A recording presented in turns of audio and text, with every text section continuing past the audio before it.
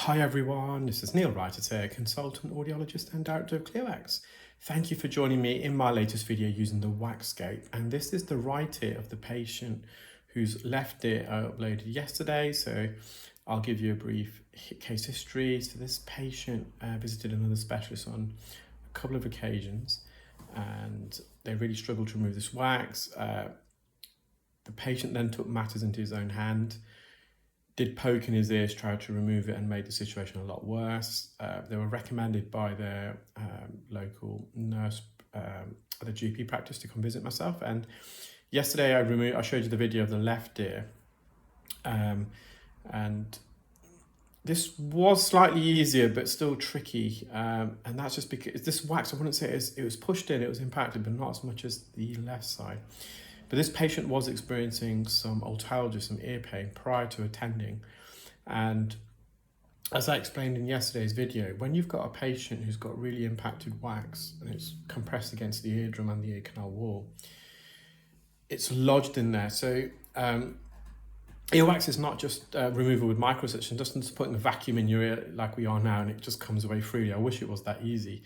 The wax can get lodged. It can get impacted, it can get adhered to the canal wall. The ear canal is not a straight cylindrical tube. There's narrowings, widenings, bends and twists. You can get really hard wax, you can get soft wax. Every ear poses a different potential challenge and difficulty. And when someone's already in pain and they're coming to you for wax removal, one of the things I often get asked is, will it be painful? And we have to be honest, well, your ear is already painful. You're coming with a bit of pain.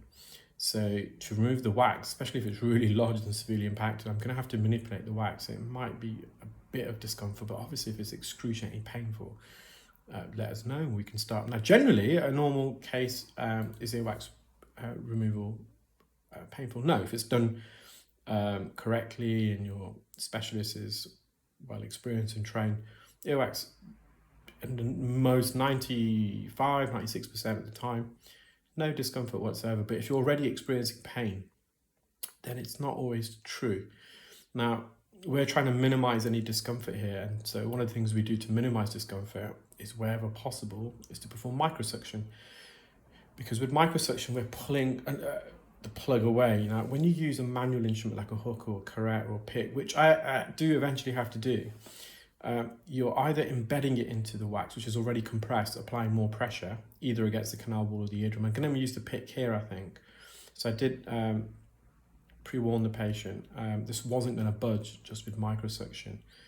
So just the initial point of contact when I embedded it, there was a slight bit of discomfort, but then you can see it's coming away slightly now.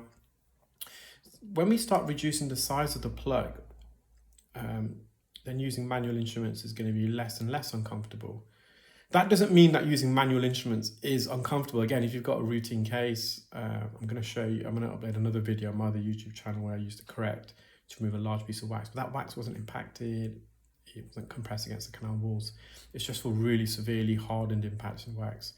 But once you start reducing the size of the plug and bringing it forwards, there's less pressure. You release the pressure in the ear and the compaction, and then you can use manual instruments a lot better. So I did use the hook slightly, kind of dissected a little bit away, and just like yesterday's video, I'm just gone back to microsuction to see, with that dissection in the wax, will it now allow me to kind of bring this wax inwards where I've created that gap? When you've got a solid plug, it's very difficult to bring one end of the wax in, especially if it's hard wax. If it's soft wax, it's malleable. When it's rock solid, if I'm bringing something from left to right, but there's no space in the middle for that wax to enter, it's not going to be very successful. So when you make an incision, ideally I wanted the pick to bring the wax out, but it's so lodged. And that's a point I made yesterday. When you've got a really lodged piece of wax that the ear doesn't want to let go of, even using manual instruments, when you're in there, instead of extracting the plug, it just cuts through it because that plug is still being held in place by the ear. Now, I think this piece on the right does come away with the incision, we should see. Again, I'm using the more powerful vacuum.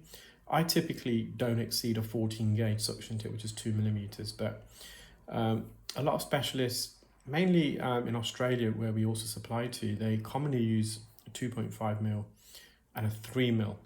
So we're getting a lot of requests, also some from specialists in the UK, can we manufacture larger suction tips? So we've done that.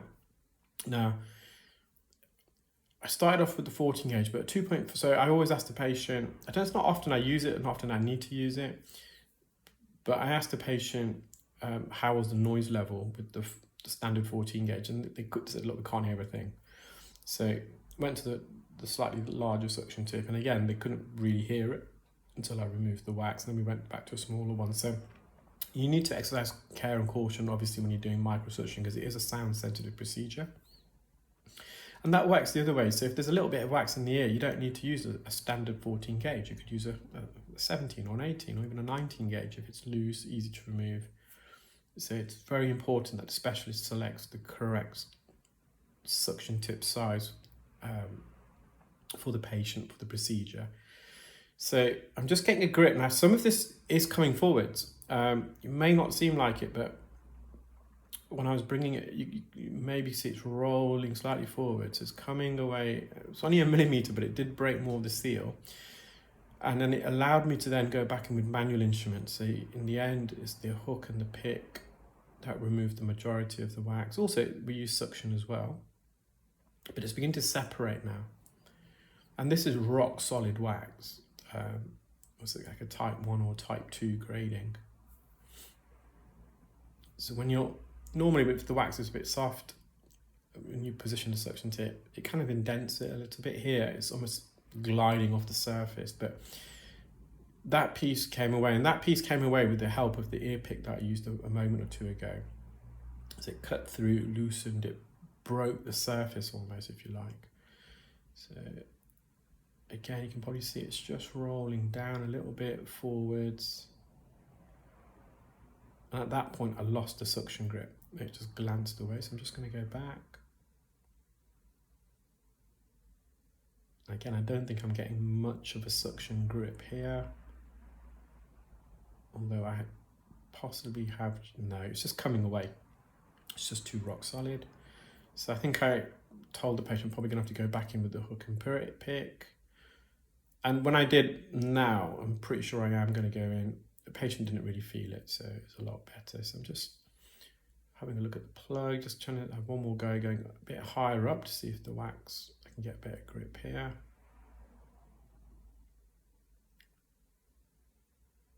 And it's rocking right to left, and it is slowly coming forwards actually, but just by a fraction. And I think this piece is going to separate. That's on the tip of the suction probe at the moment. We shall see. Or does it come a bit? No, it's coming a bit forwards. Yeah, it's definitely moving forwards.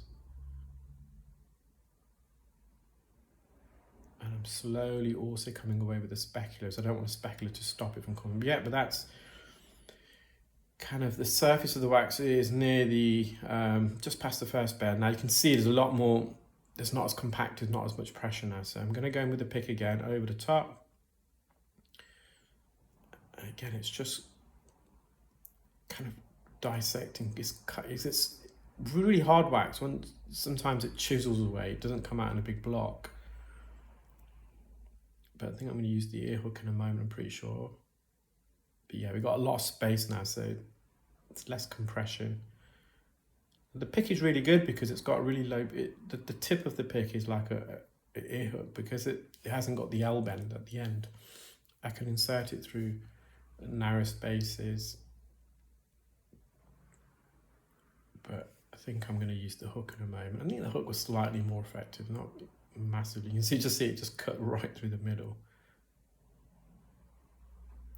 Bit of the eardrum is visible in the distance. There's the, I'm just going to get in behind. So I'm not trying to embed it, I'm trying to hook behind it now to get some leverage. And even then it was tough, you can see. So kind of cut away a bit more. I think I'm going to go back with the suction on the right hand side just to separate this piece. I'm going to use the hook again, just trying to get in between the canal wall and the wax there.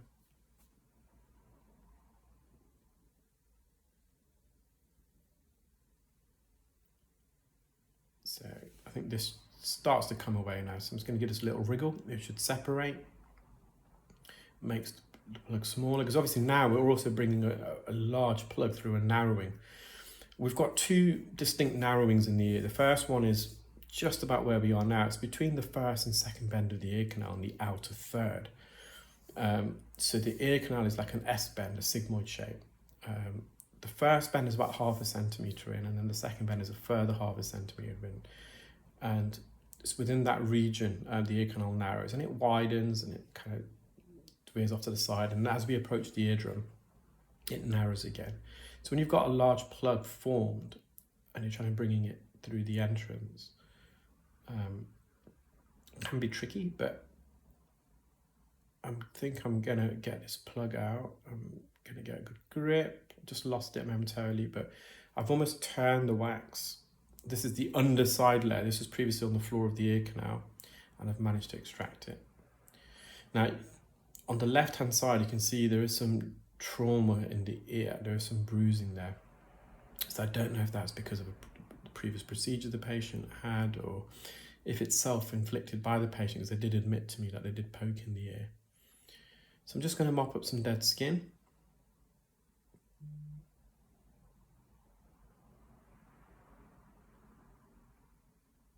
Just a bit of dead skin on.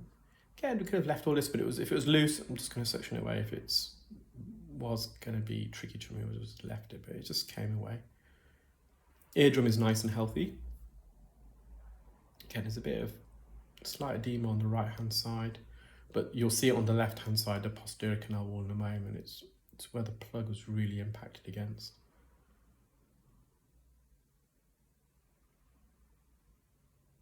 I think I'm using the 17 gauge now.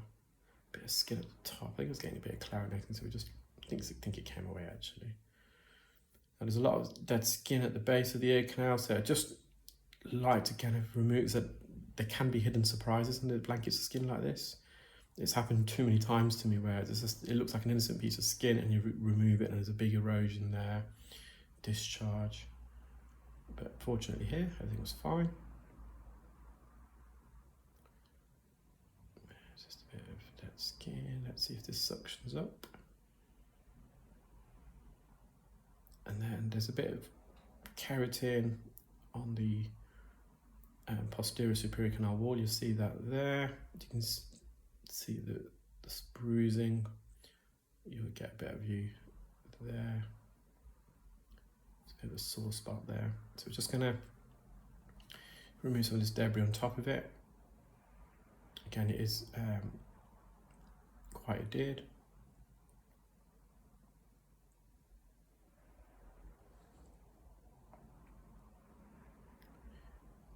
There as well. So yeah, patient is over the moon. Very happy. He's been suffering from his blocked ears, I think overall for about 3 to 4 weeks with no sight in hand, so managed to get him sorted yesterday. And then there's just a bit at the base here, so I'm just going to mop that up. Just going to get that in focus. So again, I'm using the smaller suction tip. I'm going to have a final view of the eardrum. It looks nice and healthy. I hope you enjoyed that video, guys. Do take care, keep well, and speak soon. Bye.